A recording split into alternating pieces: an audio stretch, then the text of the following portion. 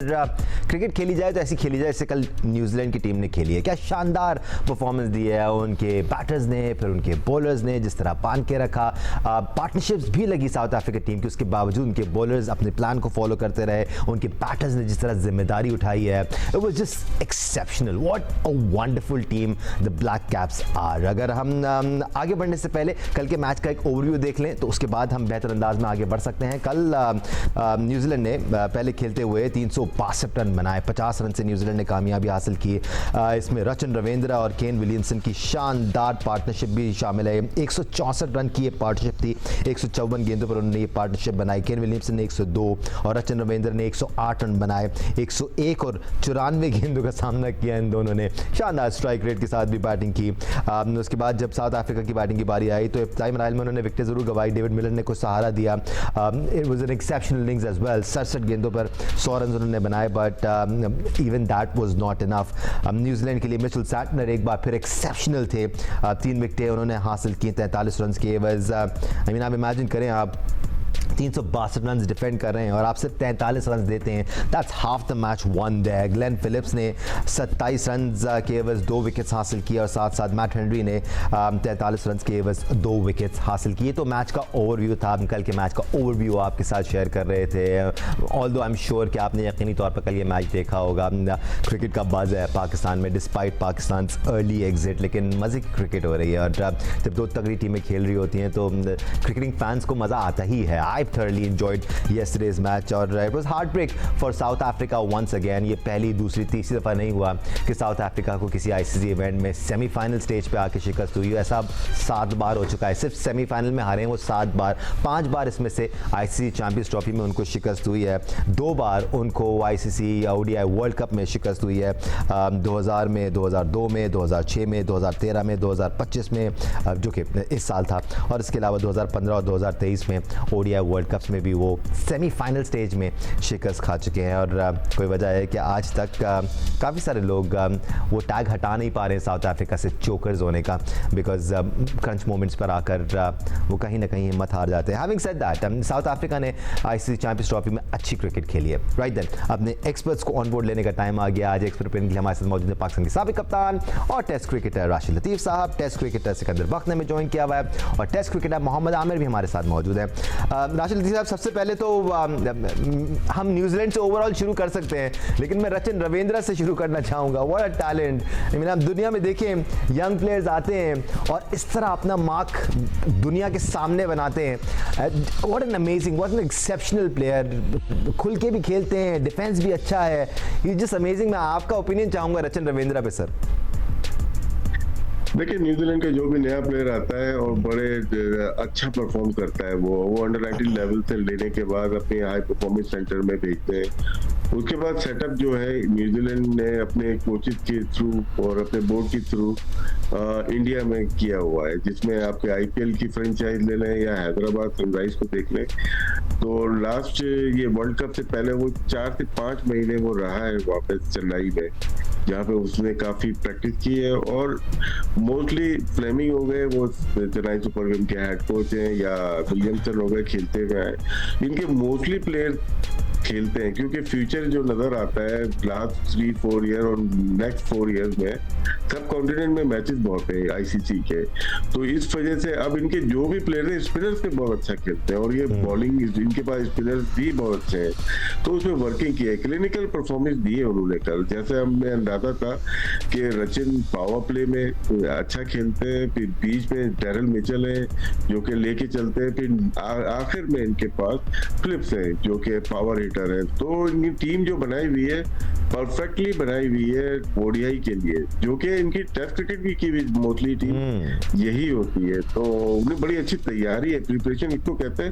19 के world cup के बाद हमने सोचा नहीं था कि टेलर चले जाएंगे या बोल्ट चले जाएंगे या दूसरे प्लेयर से कपिल चले जाएंगे, मनरो चले जाएंगे, उसके बाद इतने छोटे से मुल्क में रिप्लेसमेंट इतनी जल्दी मिल जाएगी। और बहुत ही उम्दा 21 में भी सेमीफाइनल खेला, शायद मैं यहाँ तक याद पड़ता ऑस्ट्रेलिया से या किसी और से खेले था। फिर उसके बाद देखें खेलते ही चले जा रहे हैं ये लोग। तो बहुत ही जबरदस्त, और ये हमारे सीखने के लिए है, हम हमारे लिए भी, दुनिया की क्रिकेट को भी बिल्कुल। सीखने के लिए बहुत कुछ नजर आ रहा है न्यूजीलैंड से। कोई भी डिपार्टमेंट उठा के देख लें आप आमिर, अब आप बैटिंग का डिपार्टमेंट उठा के देख लें, बॉलिंग डिपार्टमेंट उठा के देख लें, आप इनकी फील्डिंग देख लें, हमेशा से एक स्टैंडर्ड ना इन्होंने बरकरार रखा हुआ है। और जैसे राशिद भाई कह रहे हैं कि सिर्फ इस टूर्नामेंट में नहीं, अब जितने भी आईसीसी इवेंट्स होते हैं या बायलैटरल सीरीज होती है, एक कैलिबर, एक स्टैंडर्ड आपको न्यूजीलैंड की टीम का नजर आता है।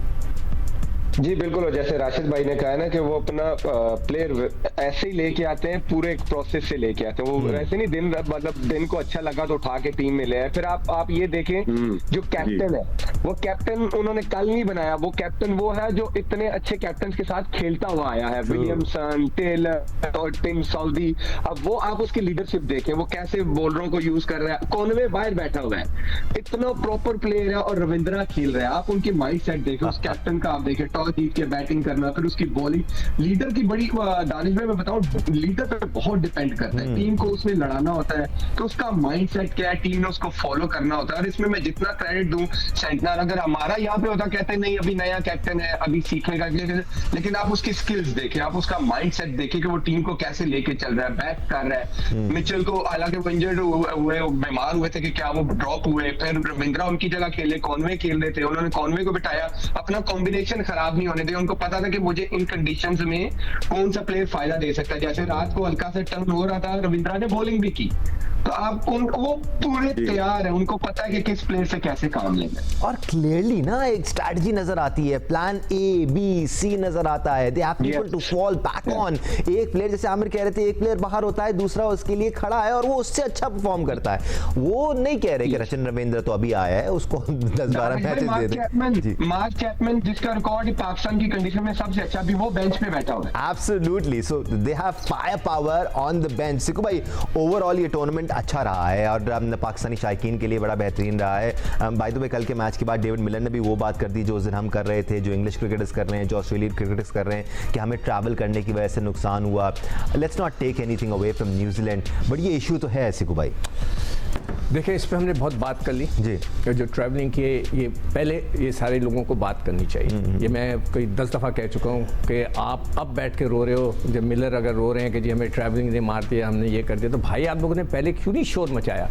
जब पाकिस्तान वहाँ पे बैठ के लड़ रहा था तो उस वक्त सबको मिलकर जो है ये इशू को उठाना था और बोलना था कि ये अनफेयर है। आज तक नहीं बोला। आप ये याद रखिएगा, आज मेरी बात लिख लें, जब पाकिस्तान ये एक्ट करेगा ना जिस तरह के उसने कहा हुआ है कि हम करेंगे, कि आपको हमारे पास आकर खेलना पड़ेगा, जब भी दूसरा जो श्रीलंका इंडिया में, ये सब मिलके खड़े हो जाएंगे, पाकिस्तान के पीछे पड़ जाएंगे कि नहीं नहीं यार तुम आओ, नहीं करो यार भाई, अल्लाह के वास्ते। वो होता है ना जो हम लोग जिस तरह करते हैं, खैर ये होगा। खैर ओवरऑल मैंने एक ऐसी कल बैठा सोच रहा था कि मैं चैंपियंस ट्रॉफी तो हमारी यहाँ ख़त्म हो गई, मगर मैं कुछ मार्किंग की है, मैं दुम बाकी है अभी। हाँ, दुम बाकी है अभी, फ्री वो तो निकल गए ना पाकिस्तान से। तो कि पाकिस्तान का एक सॉफ्ट इमेज हमने डेवलप करना था कि यहाँ पे टीमें आ सकती हैं, यहाँ पे मैचेस हो सकते हैं, दुनिया की टीमें आई, एक्सीलेंट। मैं फुल मार्क्स दे रहा हूँ, 100 में से 100 मार्क्स फॉर मैनेजमेंट, जिसमें पुलिस है, रेंजर्स है, एजेंसियां हैं जिन्होंने मिलकर ये काम किया, इंटीरियर मिनिस्टर मोहसिन नकवी साहब, very very very well done. 100% marks उसके हो गए। ग्राउंड एक्सीलेंट थे, पिच 100% मार्क्स, बहुत ही ज़बरदस्त किस्म का था। क्राउड 100% मार्क्स, बहुत अच्छा बिहेवियर किया। मैं पूरी आवाम को कहूँगा कि आप लोगों ने बहुत ज़बरदस्त पाकिस्तान का नाम रोशन किया। कोई इंसिडेंट नहीं हुआ क्रिकेट ग्राउंड्स पे, इसलिए कि लोग तैयार बैठे हुए थे कि कुछ हो। पाकिस्तानी ग्राउंड तो आप कहीं भी चले जाए ना, किसी भी शहर में चले जाए, हमेशा वो बेहतरीन वाला होता है। हाँ, मगर मिसबिहेव नहीं किया, मिसबिहेव नहीं करते कभी। हाँ, एक दो लोग नीचे उतरे, कोई बात नहीं, दुनिया भर में होता है, हर जगह होता है सर। उसको भी इशू बनाया गया, अनफॉर्चुनेटली वो स्पोर्ट का हिस्सा है। अच्छा, अब क्रिकेट मैं सिर्फ 100 में से 10 मार्क्स दे रहा हूँ, 100 में से 10 मार्क्स। किस सारी टीमों को? ये पूरी टीम का नहीं, पाकिस्तान की टीम को 100 में से 10 मार्क्स। वो 10 मार्क्स भी जो हैं वो क्यों दे रहा हूँ कि जो उन्होंने हीटर लगा के, पंखे लगा के जो मैच जीते ना, उसके मैं 10 मार्क्स बेसिकली फ्री में दे दिया आपने 10 मार्क्स। और कुछ नहीं है, कुछ नहीं बचा। अब आ जाए कंस्ट्रक्शन पे। कंस्ट्रक्शन में कराची को मैं 50% मार्क्स दे रहा हूँ, इसलिए कि मैं खुद जाके देखा 50% काम बाकी है, पूरा कच्चा पड़ा हुआ है, मिट्टी उड़ रही है, धूल उड़ रही है। कब फिनिश होगा मुझे नहीं पता, लाहौर जाके देखूंगा।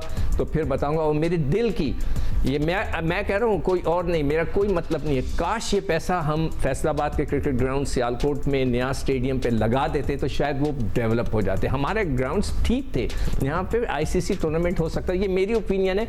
आई माइट बी रॉन्ग, हो सकता है लोग कहते हैं कि जी ये गलत कह रहे हैं। वो भरपूर होमवर्क करके आए हैं आसिफ अच्छा, भाई। एक और चीज, हाँ। जो बड़े हैं जैसे प्राइम मिनिस्टर वगैरह, मैं इनसे एक रिक्वेस्ट करूंगा, आजकल सब जो है आप टीमों से जाके ना मिलें, फिर उनको ये ना कहें कि आपने सिर्फ भारत को हराना है, इससे आप एडिट प्रेशर डाल देते हैं। ये चीज़ें नहीं कहने की होती। वो कौन से दुनिया के प्राइम मिनिस्टर्स थे कि जिन्होंने आकर टीमों से मुलाकातें की अपने अपने घरों में? क्या मोदी साहब ने मुलाकात की? क्या न्यूजीलैंड ऑस्ट्रेलिया के प्राइम मिनिस्टर ने टीम को जाने से? नहीं करेंगे। इससे हम अपने ही मजाक उड़ाते हैं। माजरत के साथ मैं हाथ जोड़ के माफ़ी मांगता हूँ अगर मुझसे कोई ज्यादती हो गई है, मगर प्लीज़ ये ना अनफॉर्चुनेटली पाकिस्तान के कुछ डायनामिक्स भी ऐसे हैं कि एक अरसे से हम इसी किस्म की चीजें देखते आए हैं। वो अलग बात है कि दानिश सर जी सर, तो प्राइम मिनिस्टर साहब को बुलाया किसने था? सर अगेन ये एक बड़ा लंबा डिस्कशन है और इसमें पाकिस्तानी डायनामिक्स भी आ जाते हैं, हमारा कल्चर भी आ जाता है। हम तो 4 बजे तक करने के लिए बैठे हुए करें। बिल्कुल राशिद भाई, अभी ये बस आईसीसी चैंपियंस ट्रॉफी खत्म हो जाए तो और बहुत सारे इश्यूज हैं जिन पर हमें बात करनी जरूरी है। स्टेडियम पे जो टनल बनाई है उसमें मच्छर ही मच्छर है। कल मिलर ने शॉट मारी है, उसके अंदर गई है टनल के अंदर। ये कोई सिक्योरिटी नहीं है बॉल की। बॉल चेंज होगी, गेम चेंज होगा। मतलब अनप्रोफेशनल लोगों के गलत काम है और ये तो बातें बाद में बाहर आएंगी। हमने रोकी। अभी जो इक्विपमेंट मंगवाया था, ईमेल नहीं है, इक्विपमेंट नहीं आया। अफगानिस्तान का मैच जाया हो गया, क्यों नहीं आने दिया? ये जो कमिश्नर है, ब्यूरोक्रेसी है, ठीक है ना? ये तो लेते ही भत्ते हैं। तो यही यहाँ पे भत्ते शुरू कर दिए इन्होंने। बात करते हैं ये लोग यहाँ पे पूरा बेड़ा गर्क कर दिया। कदाफी सिटी का, अफगानिस्तान का पूरा मैच जाया कर दिया इन्होंने। इक्विपमेंट ही नहीं है, पडल बन गए वहाँ पे ग्राउंड के अंदर। ये कैसी तैयारी की थी इन्होंने? एब्सोल्युटली जी। जहाँ तक इश्यूज की बात है और जहाँ तक काम की बात है, बहुत सारा काम होता भी है, बहुत सारे इश्यूज भी सामने आते हैं। हम इन तमाम इश्यूज को जी न्यूज़ पर हाईलाइट करते रहेंगे आगे भी। आज फिलहाल हम थोड़ा सा फोकस करते हैं कल के मैच पर और फिर फाइनल पे जो न्यूजीलैंड और इंग्लैंड के, इंडिया के दरमियान, अपॉलॉजीज फॉर दैट, दरमियान दुबई में खेला जाने वाला है और संडे को ये मैच होगा। इससे पहले कि हम मजीद एनालिसिस शामिल करें इस मैच से मुतालिक, फेवरेट्स पे बात करें, आज का Sufi water question of the day शामिल कर लेते हैं। इनफैक्ट आज से पहले कल का सवाल और विनर शामिल कर लेते हैं। कल हमने आपसे सवाल किया था किस मुल्क ने सबसे ज़्यादा मरतबा आईसीसी चैंपियंस ट्रॉफी की मेज़बानी की है। जवाब था इसका इंग्लैंड, जिसने सबसे ज़्यादा 3 बार आईसीसी चैंपियंस ट्रॉफी की मेज़बानी की है। सही जवाब दिया है हमें गुलाम मुर्तज़ा लशारी ने, जिनका ताल्लुक है खैरपुर मीरपुर खास से। बहुत शुक्रिया आपका गुलाम मुर्तज़ा कि आपने सही जवाब दिया और फिर आप लकी भी थे कि आपका कुरानदाजी में नाम निकला। आज का Sufi waters question of the day है कौन सी 2 टीमों को आईसीसी चैंपियंस ट्रॉफी के फाइनल में मुश्तरका फातह करार दिया गया? सिंपल सा सवाल है। अगर आपको इसका जवाब पता है तो आप स्क्रीन पर दिए गए नंबर के जरिए व्हाट्सएप के थ्रू हमें जवाब भेज सकते हैं। काफ़ी सारे सही जवाब आते हैं तो हम कुरानदाजी के जरिए विनर का नाम निकालेंगे।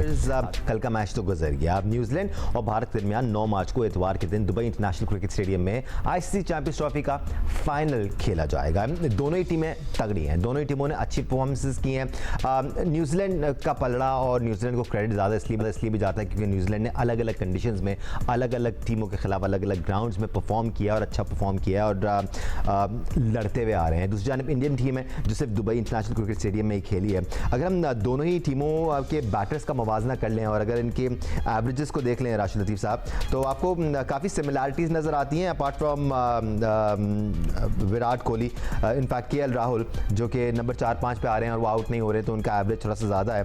बट अगर आप इंडियन बैटर्स को देखें तो केएल राहुल के अलावा विराट कोहली का 72 का एवरेज है, शुभमन गिल का 52 का एवरेज है, श्रेयस अय्यर का 48 का एवरेज है, हार्दिक पांड्या का 27 का एवरेज है। इसके साथ ही अगर हम न्यूजीलैंड के बैटर्स को भी देख लें तो उनके एवरेजेस भी आपको बेहतरीन नज़र आते हैं। रचिन रविंद्र की हम बात कर रहे थे, 75 का एवरेज है, ग्लेन फिलिप्स का 71 का एवरेज है, टॉम लेथम का 63 का एवरेज है। यहाँ पर आपको स्ट्राइक रेट्स भी अच्छे मिलेंगे क्योंकि इन्होंने ज़्यादातर पाकिस्तान में खेला है। So it's 2 good batting sides against each other. Rashid भाई, इनको प्रॉपर मौके मिले हैं। न्यूजीलैंड के नीचे तक ना पूरी बैटिंग आई है। शायद इंडिया के बैटर्स की इतनी बैटिंग नहीं आई हुई। इन्होंने पूरा हासिल किया है क्योंकि ट्रायंगुलर इनके लिए प्रैक्टिस मैचेस साबित हो गए। वो बहुत ही उम्दा खेल रहे हैं वो लोग। एक तो इनको जो नंबर खिलाया गया उसके ऊपर खेले। कॉनवे को खिलाया, उन्होंने रन कर दिया। सचिन के जब चोट लगी थी वो 4 नंबर पे उनको वापस लेके आए, 4 नंबर पे वहां 100 कर दिए। फिर विलियमसन आते हैं, वो रन कर देते हैं। फिर इनको ऊपर खिलाया, ऊपर भी 100 कर दिए। इंडिया की टीम नो डाउट जो कंडीशन है ना उसके लिहाज से बहुत अच्छा परफॉर्म कर रही है, लेकिन जिस तरह से ट्रैवलिंग, प्रैक्टिस और कितने अरसे के लिए खेल रहे हैं, न्यूजीलैंड को 100 में से 100 मार्क्स मिलते हैं। इनका बैटिंग जो आप बात कर रहे हैं, देखें एवरेज उनकी थोड़ी कम होती है, जिनकी स्ट्राइक रेट हाई होती है वो ज्यादा रिस्क लेते हैं और आउट होते हैं। और मेरे ख्याल से न्यूजीलैंड अपने पीक पे चल रही है इस वक्त, और देखते हैं बहुत अच्छा फाइनल होने जा रहा है, लग रहा है ऐसे। नो डाउट इंडिया बहुत टफ है अपनी कंडीशन में, अपनी कंडीशन इसलिए कि टर्निंग ट्रैक और 4 स्पिनर्स उनके पास है, लेकिन जिस तरह न्यूजीलैंड खेल रही है, न्यूजीलैंड बहुत अरसे, और एक एडवांटेज ये है कि पाकिस्तान ने बहुत शोर मचाया, ऑस्ट्रेलिया ने शोर मचाया, इंग्लैंड ने शोर मचाया, साउथ अफ्रीका ने शोर मचाया कि हमारी होम कंडीशन नहीं मिल रही, इंडिया को मिल रही है। सिर्फ एक टीम है जिसने शोर नहीं मचाया, वो न्यूजीलैंड है। तो हो सकता है कि न्यूजीलैंड को फायदा हो उससे। आपसे मेरे दिल की बात छीन ली आपने राशिद भाई, बिकॉज मैं यही कहने वाला था कि जिसने भी दुबई जाकर खेला उसने कोई ना कोई कमेंट्स तो जरूर किए। कल साउथ अफ्रीका ने भी कमेंट कर दिया। भी हो गई इनकी ये कि इन्होंने सेमीफाइनल में तो पहुंच ही गए थे, उनका टेस्टिंग हो गई, उनको पता चल गया कि थोड़ा बहुत अंदाजा हो जाए। एब्सोल्युटली। और वो जो एक मैच ये दुबई इंटरनेशनल क्रिकेट स्टेडियम में खेले हैं ना भारत के खिलाफ सिकू भाई, वो भी इनके लिए बड़ा फायदेमंद था, बिकॉज वो फंसा हुआ मैच था, लो स्कोरिंग मैच था, और उसमें उनको शिकस्त हुई थी। They will learn from it and they will come back stronger for sure. New Zealand की बात कर रहे हो जी। अच्छा, मैंने अभी उनकी पॉपुलेशन निकाली है। आप बिलीव करेंगे, मुझे तो यकीन ही नहीं आ रहा है, 52 लाख। नाजाबाद की ज्यादा होगी इससे। 52 लाख यार, यानी कि 5 मिलियन 40 लाख है जी। हमारी उनकी आबादी लाखों में ही है। जी जी, यानी कि अमेजिंग। 52, मुझे अच्छी तरह याद है 1979 में जब मैं पहली दफ़ा न्यूजीलैंड गया तो मैंने उनके न्यूजीलैंडर से कहा कि अगर आपकी न्यूजीलैंड की सड़कों पे खड़ के कोई गोली चलाए तो किसी को लगेगी नहीं, कोई था ही नहीं सड़कों पे, गोली चलाएगा ही नहीं वहां पर। ये मिसाल उन्हीं पे सही बैठी है, थोड़ा करो थोड़ा करो। वो भी परेशान हो गए कि गोली क्यों चलेगी। नहीं, मैंने मिसाल दी, मैंने कहा यार गोली पे चल रहा है भाई, अब तो कराची वाले हैं ना, तो हम अब ये सोच रहा था मैं कि यार लोग वो किधर हैं उधर यार। 52 लाख, चले 53 लाख कर लेते हैं यार, और हमारी देखें 225 मिलियन, और हम एक टीम नहीं बना सकते, हम एक स्पिनर नहीं ढूंढ सकते, हम एक अच्छा ऑलराउंडर नहीं ढूंढ सकते, हम क्या कर रहे हैं। मतलब एक इससे शर्म की बात है कि अभी मैं रविंद्रा का निकाल रहा था कि रविंद्रा ने 2018 में डेब्यू किया है फर्स्ट क्लास का, 2018 में 6 साल हो गए, अभी 25वां को मैं मिला नहीं रहा, 6 साल में वो 59 फर्स्ट क्लास मैच खेला हुआ है। मोहसिन नकवी साहब प्लीज आप अपने एडवाइजर्स को बताएं, देखें कि एक लड़का सिर्फ 6 साल के अंदर उसने 59 फर्स्ट क्लास मैचेस खेले हुए। आपके यहाँ लड़कों बगैर फर्स्ट क्लास मैच खेले हुए, वो आपका जो उस्मान खान पता नहीं वो किस मर्ज की दवा है, 3 खेला हुआ है। कौन है वो, कहाँ से आया मुझे नहीं पता। ऐसा नहीं करें सर, वो जो या तो राशिद बता रहे हैं ना 5 बिलियन रुपीस का खर्चा बचेगा अगर हम फर्स्ट क्लास बंद कर दें। 5 बिलियन तुम कह रहे थे ना राशिद? बिलियन है। हाँ बिलियन, आप ना करें, बंद नहीं करें। देखो ये बंद नहीं करें, तरीके होते हैं ना, स्पॉन्सरशिप लेके आई है। मतलब एक मैं मुहावरतन कह रहा हूँ, खर्च करें। देखिए अपना क्यों खर्च करें, अपना खर्च में बहुत सारी चीजें आ जाती हैं, आपके लॉजिस्टिक है, आपकी बहुत सारी चीजें वो आ जाती हैं, लेकिन स्पॉन्सरशिप होनी चाहिए आपके पास। सिर्फ PSL स्पॉन्सर होगा, सिर्फ बायलैटरल स्पॉन्सर होगी, क्यों? क्या हमारी मार्केटिंग टीम ऐसी नहीं है कि हमारी आज तक हिस्ट्री में फर्स्ट क्लास ही स्पॉन्सर नहीं रही? ये छोटे मोटे टूर्नामेंट चैंपियंस कप वगैरह में 15-15 लाख दे के उन्होंने पूरे लोगो ले लिए सबने, तो निकाल के दो। मैं एक मिसाल देता हूं राशिद भाई मैं काउंटी क्रिकेट खेलता हूँ, उनकी काउंटी में इतने स्पॉन्सर्स होते हैं यार। मैं एक मिसाल देता हूँ, और स्टैंडर्ड भी होता है आमिर, कमाल का स्टैंडर्ड। मैं एक मिसाल देता हूँ। मैंने सुई गैस की टीम बनाई थी, ठीक है, उसमें अंडर 19 के बच्चे रखे हुए थे। एक काम के लिए मैं स्विगेस गया तो उस जमाने में नया पाकिस्तान बना था, तो उधर सुना मैंने कि जी MD के पास हारून रशीद एंड को, PCB का जो था उस जमाने का, उसमें हारून रशीद थे, ये सब MD से मिलने आए हुए थे। बाद में उन्होंने कहा MD साहब को कि जी आप अपनी टीम बंद कर दें और हमें स्पॉन्सर करें। तो MD ने उनको चाय वाय पिलाई, फिर बाद में मुझे पता चला एमडी ने फाइल मंगाई कि स्पोर्ट्स पे कितना खर्चा होता है, उसने पूरे स्पोर्ट्स बंद कर दिया, सबकी नौकरियां खत्म कर दी। तो ये था, कोई स्पॉन्सर करने को तैयार नहीं था। ये तो मैंने मेरा आंखों देखा वाकया जो मैं आपको बयान कर रहा हूँ, बाकियों के साथ क्या वो मुझे नहीं पता। एक बात चल रही है, जैसे अभी चल रही है ना, देखिए पीएसएल हमारी हमने प्राइवेट लोगों को दी हुई है, अच्छा काम कर रहे हैं बहुत। क्या ऐसा नहीं हो, देखिए पैसा कम है इसमें, जो अंदाजा लग रहा है, क्योंकि जब शुरू हुई थी ना वही पैसा प्लेयर को अभी तक मिल रहा है, आमिर सिस्टम का हिस्सा है। लेकिन ऐसा क्यों नहीं हो सकता कि जैसे हमारे गवर्नमेंट इदारे हैं बड़े बड़े, है ना, नाम किसी का नहीं लगे, तो क्या वो नहीं परचेज कर सकते कि फ्रेंचाइज को जो आने वाली है या फ्यूचर में, जितना स्टेबल हमारी फ्रेंचाइज को हमारी गवर्नमेंट इदारे कर सकते हैं, जैसा डिपार्टमेंट क्रिकेट एक जमाने में हुआ करती थी, यही अगर इदारे बड़े बड़े, उनके लिए कोई मसला नहीं है। अगर कोई एक फ्रेंचाइज 1 अरब लगा रही है तो एक बड़े ऑर्गेनाइजेशन के लिए 2-3 अरब स्पोर्ट्स में कोई मसला नहीं है। वैसे भी गवर्नमेंट ऑफ पाकिस्तान चाहती है कि स्पोर्ट्स में इन्वेस्टमेंट करना। पंजाब गवर्नमेंट ने काफी ग्राउंड बनाए और वो कोशिश कर रहे हैं कि हम स्पोर्ट्स में आए, तो ये एक तरीका हो सकता है कि अपनी लीग को और बड़ा कर सकते हैं कि हुकूमत अगर टाइम में तो एक थोड़ा सा टाइम खत्म भी हो रहा है हमारे पास, और एक हम चैंपियंस ट्रॉफी से बाद ना एक फाइल खोलेंगे बड़ी सी और सारा कट्ठा चट्टा एक बात बोलिए ना, तो उसमें मुझे एक छोटा सा वाकया सुनाने दो। एक छोटा सा वाकया मेरे पास। राशिद, आपने बोला ना कि हुकूमत के इदारे कोई वो खोल लें, मतलब है कि टीमें खरीद लें। मैं जब बैंक में था, जिस बैंक में तुम थे, तो मुझे एक बड़े ऑफिसर ने, बहुत बड़े, मतलब SU VP या EVP, बहुत बड़े आदमी ने मुझे बुलाया, चाय पिलाई, कहने लगा मेरा भतीजा क्रिकेट खेलता है, क्या जबरदस्त खेलता है, 50 करता है, 60 करता है, 100 करता है, बस पागल है वो। मैंने कहा सर कहाँ खेलता है? कहते गैराज में। मैंने कहा गैराज में खेलता है? तो मैंने कहा अच्छा, तो इसको बॉलिंग कौन कराता है? कहते अब्दुल। मैंने कहा अब्दुल कौन है? कहते मेरा खानसामा। आई स्वेयर, मैं हल्फिया कह रहा हूं कि ये मुझसे कहा गया था बैंक में। आप अगर हुकूमत के इदारों की टीमें बनाएंगे तो फिर ये होगा। फाइनल होने जा रहा है आईसीसी चैंपियंस ट्रॉफी का इतवार को। आमिर, आपकी तरफ आऊंगा। 2 दिन है अभी न्यूजीलैंड के पास थोड़ा सा एक्लिमेटाइज करने के लिए। आई एम श्योर वो ग्राउंड भी जाएंगे, थोड़ी सी प्रैक्टिस करेंगे, थोड़ा सा और अपने आप को सेटल करेंगे।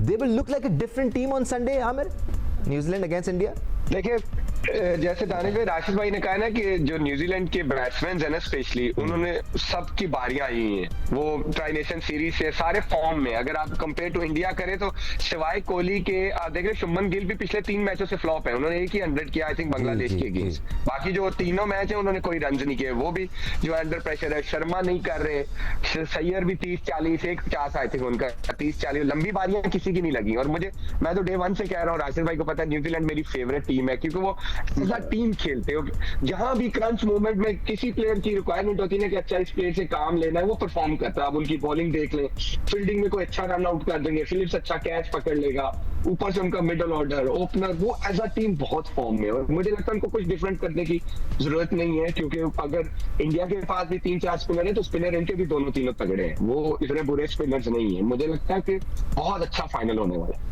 राशिद भाई, दोनों टीमों के बॉलर्स को अगर हम देख लें, हाँ इंडिया ने थोड़ा सा दुबई इंटरनेशनल क्रिकेट स्टेडियम का सोच के ही अपना बैलेंस तश्कील दिया था, तो आपको ज़्यादा स्पिन ऑप्शंस उनके पास नज़र आते हैं। और ये जो लिस्ट आपके सामने है, इसमें आपको स्पिनर्स ही नज़र आ रहे हैं, चक्रवर्ती हो या फिर कुलदीप यादव हो, फिर अक्षर पटेल हैं, फिर रविंद्र जडेजा हैं। किस तरह कंपेयर करते हैं दोनों टीमों की बॉलिंग कैलिबर को, keeping Dubai international cricket stadium in mind? नहीं, शामी का एडवांटेज इनको है। देखिए, स्पिनर के बावजूद 8 विकेट्स उन्होंने ली हुई है। एक बॉल करने का तरीका इनको सब कॉन्टिनेंट में आता है, शायद कीवीज को इतना अच्छा नहीं आता। हालांकि Matt Henry very good bowler, against India उसकी परफॉर्मेंस हमेशा अच्छी होती है। बाकी इंडिया को एडवांटेज ये है कि 6 बॉलर जो हैं इनके खेलते हैं, 5 ओवर से हार्दिक पांड्या, ये 10 ओवर कर सकते हैं, इनमें पार्ट टाइम बॉलर नहीं लगता कोई। ये बहुत बड़ा एडवांटेज किसी भी टीम को होता है, किसी भी फॉर्मेट में होता है। लेकिन जो स्पिन अटैक है, 4 बॉलर अगर 50 में से 38 ओवर अगर करते हैं तो एडवांटेज को इंडिया को होगा।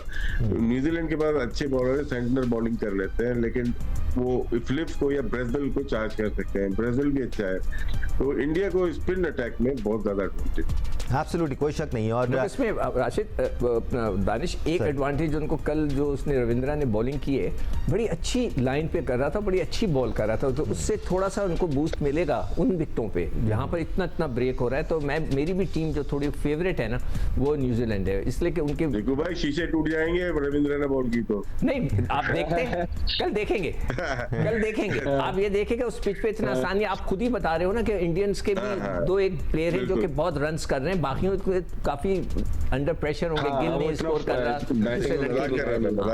लेट्स सी कि शीशे टूटते हैं कि नहीं टूटते, बट मैं भी जो है न्यूजीलैंड को सपोर्ट कर रहा हूँ। राइट जेंटलमैन, बहुत शुक्रिया आप सबके मैं इंडिया को कर रहा हूँ यार, दो हो गए तो मैं इंडिया को इंडिया के लिए ठीक है जी, हम बैलेंस रखते हैं और इंसाफ करने में बिलीव करते हैं, तो that is exactly what we are doing here. Rashid Latif sahab, Aamir, Sikandar बख्त, आप तीनों का बहुत शुक्रिया हमें ज्वाइन करने के लिए।